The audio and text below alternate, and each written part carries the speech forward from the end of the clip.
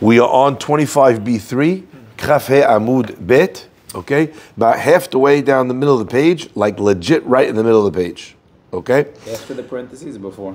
Right here, like almost immediately in the middle.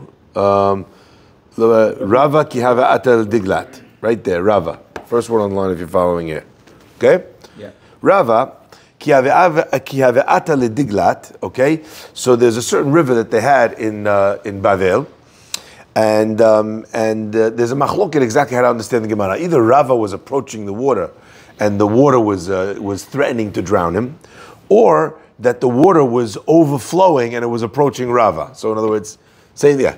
So it's the same thing. But in other words, either he was going to drown in it or it was going to drown him. Okay? Amalil Baravin, he called Baravin, Kum Ema Milta, get up, say something. So this Baravin, we just had him a minute ago. He's one of these professional eulogizers.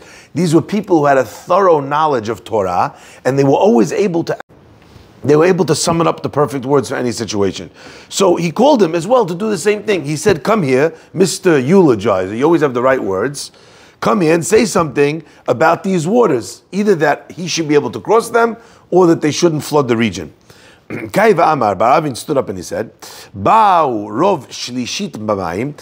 Most of the third came into the water. So what does that mean, most of the third? The Jewish people are described as the third, okay? Why are they described as the third?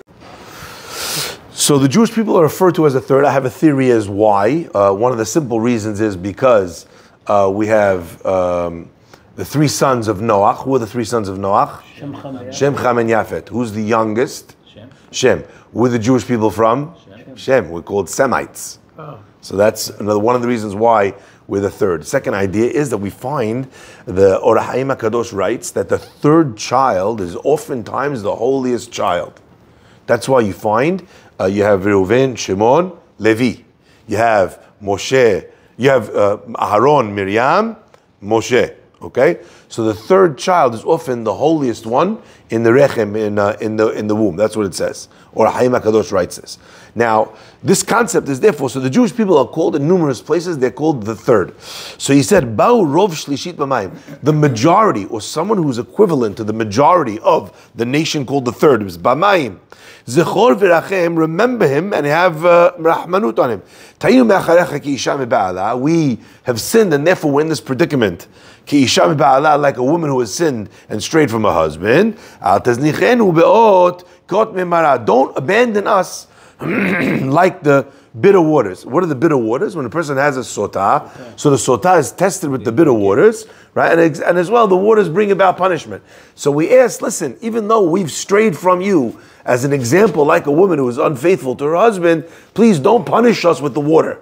That's what what Baravin was saying in a poetic way. The Gemara continues. Now, by the way, just interesting. What's the difference if it was Rava coming to the water or if the water was coming to Rava? Huge difference. If Rava's coming to the water, well, the point is that he's the one in danger. If the water's coming to Rava, who's in danger? Everybody's in danger. So in the second version of the Gemara, we're talking about an overflowing. Now remember, if you remember this, we talked about this when it came to the laws of Masechet Megillah. Where was Bavel? In Masechet Ta'anit, excuse me. Where was Bavel?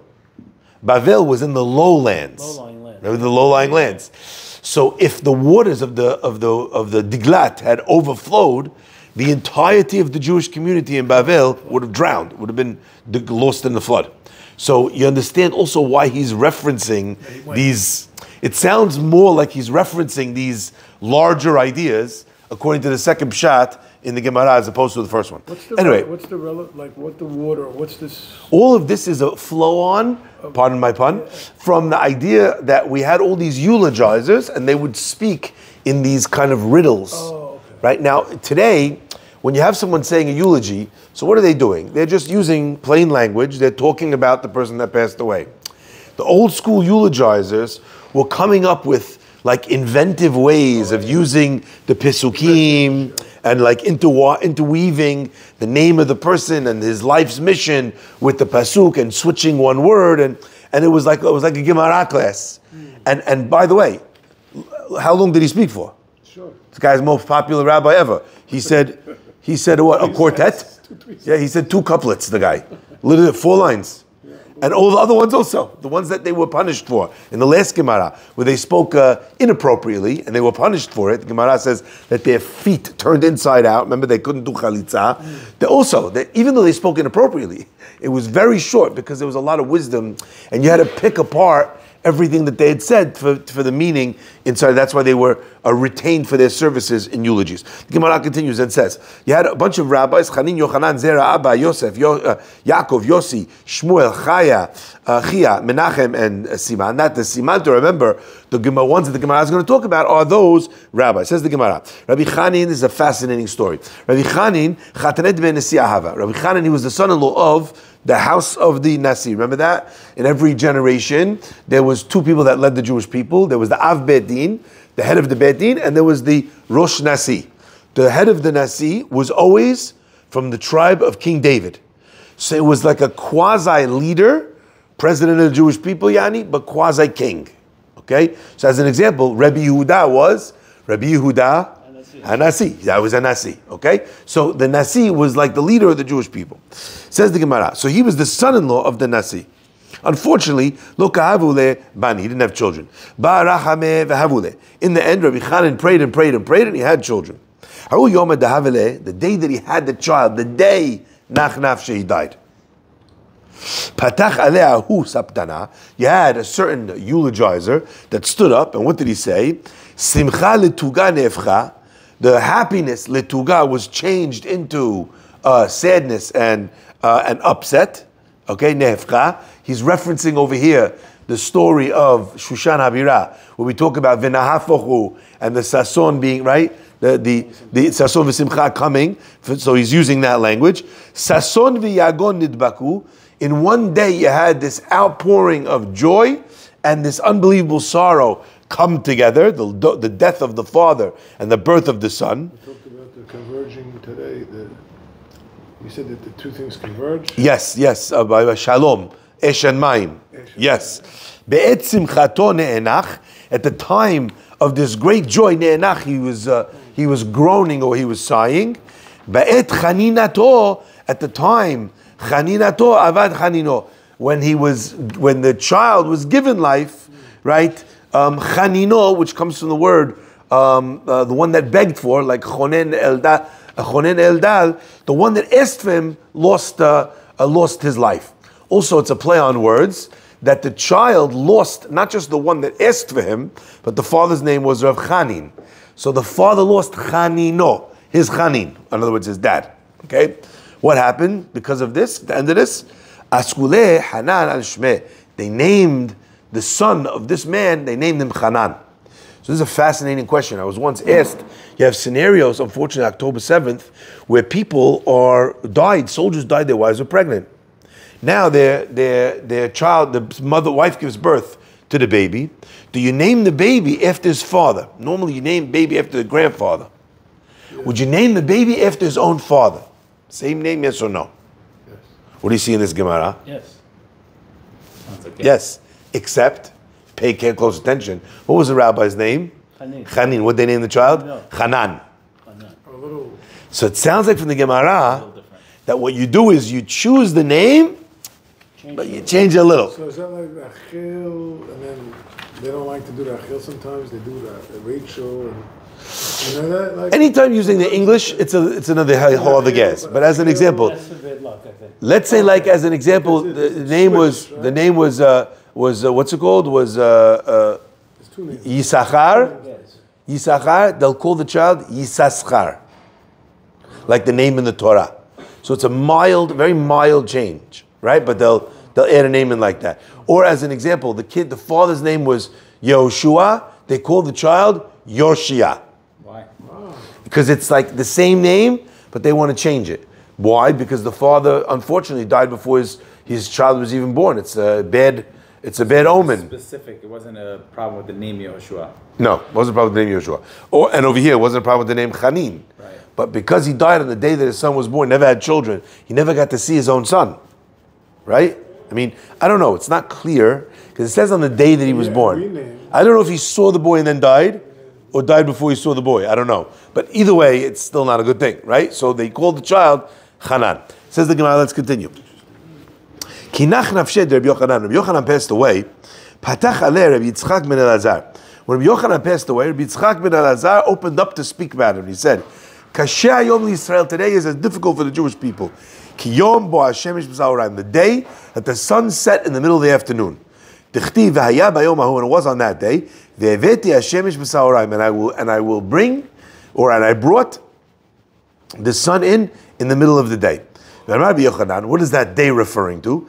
Ze yomo shel Yoshiyahu. That's the day of Yoshiyahu. So let's review. Who's Yoshiyahu?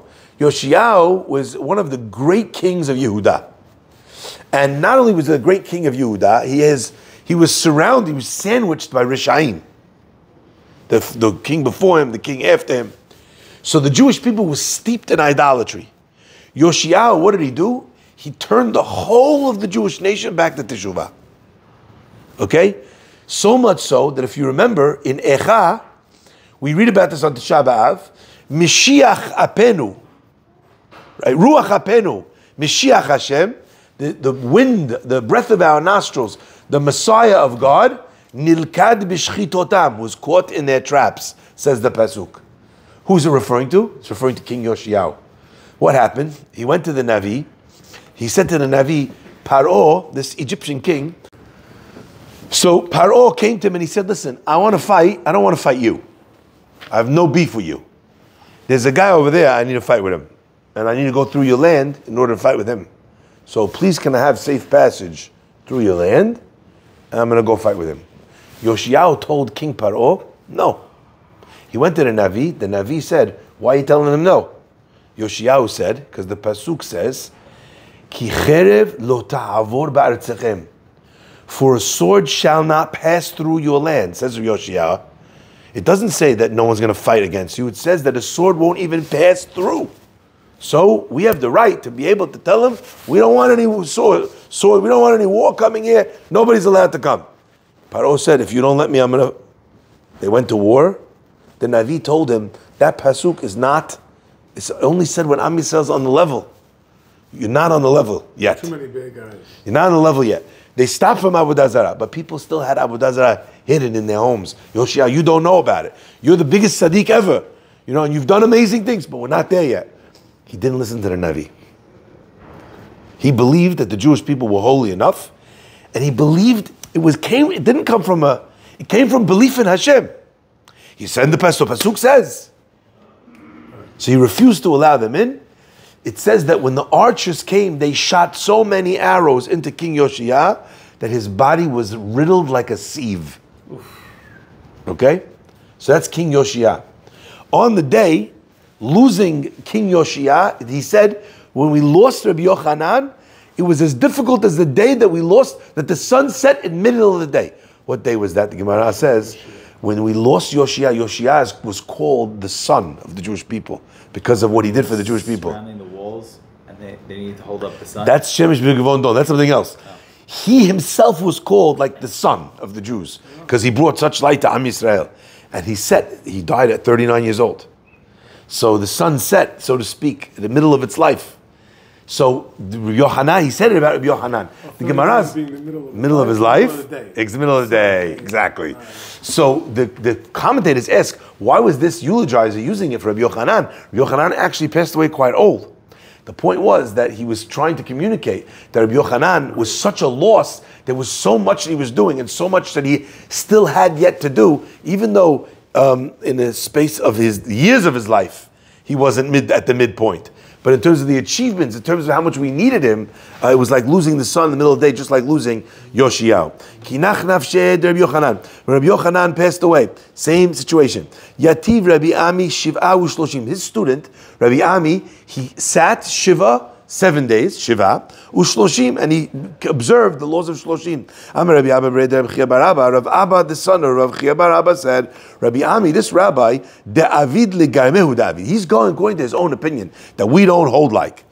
De'achi Amar Rabbi Chia bar Abba. Rabbi Chia bar Abba said, Amar Rabbi Yochanan, in the name of Rabbi Yochanan, afilu Rabbi Rabo shelimedo chokhmah. Even if you have a rabbi that taught you all of your chokhmah, so your own personal major rabbi, Eno yoshev alav ela yom echad. You sit for him one day shiva. So if a person had their main rabbi dies, you sit shiva for the person, but only for one day.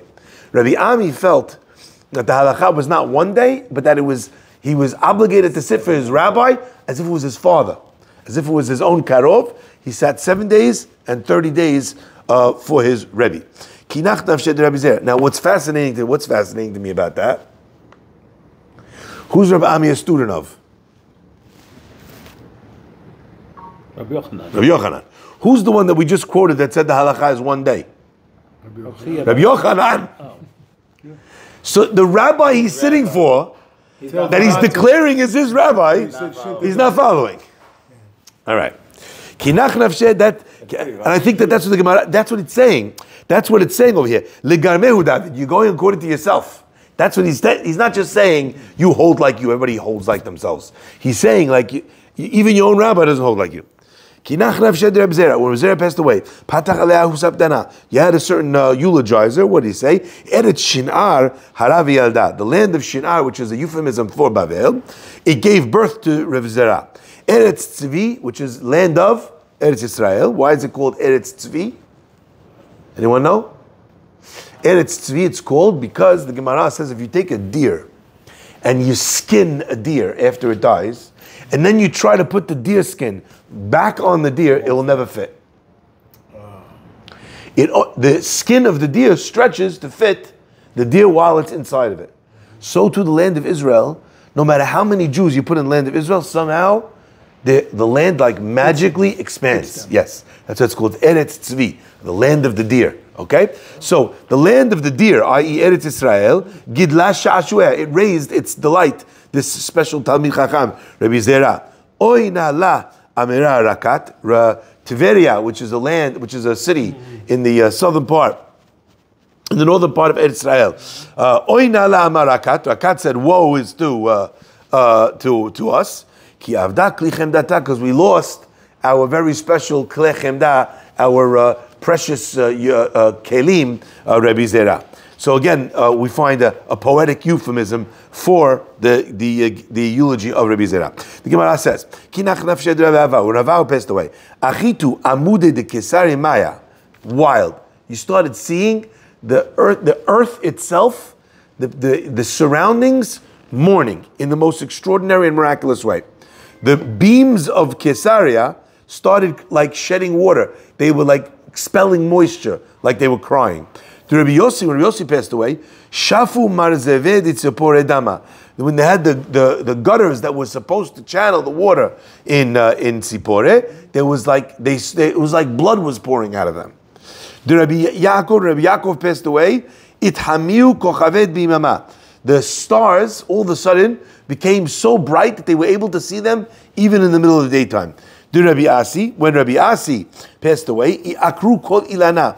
All of the trees in the area became uprooted. They lost their ability to stay in the roots, and one of the opinions that uprooted means that they just fell down, like they lost their ability to have their roots. When Rabbi Chaya passed away, Nachitu kipi denura mirkia. You had these stones of fire coming from the sky. Obviously, what are we talking about?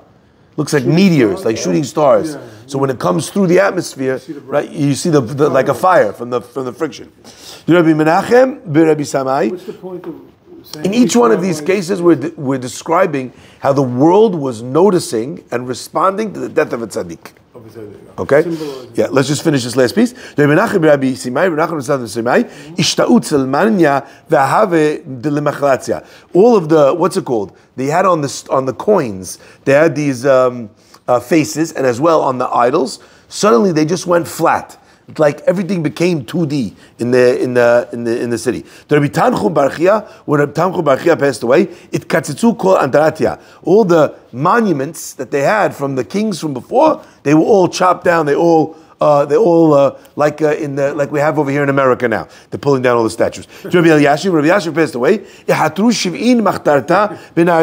had 70 different burglaries happened in Naharda, also like we have over here. 70 different burglaries in Naharda happened because he was the protection for the people. The minute their protection passed away, everyone got robbed. Rav Nuna passed away. Hailstones This one did not have fire like the last one, but hailstones started coming down. The Rabbi Rabbi Yosef passed away. Nashu kipi de pirat adadi. When there were these arches that were going over the river, and they collapsed, and the tops of the arches smashed into each other. When Abaye Rava passed away, Nashu kipi de diglata adadi. The bridges, the arches over the Tigris, which is the river we talked about before with Rava, they also broke and they touched each other. Kinach nafshed Rav Mishash passed away. Ta'in dikli shitzi. The palm trees started producing and started growing out these protrusions that looked like horns, all these different things, where the Biriyah was saying we lost that tzaddik, and the Biriyah was noticing it, so to speak. Baruch Adonai Le'olam. Amen. Amen.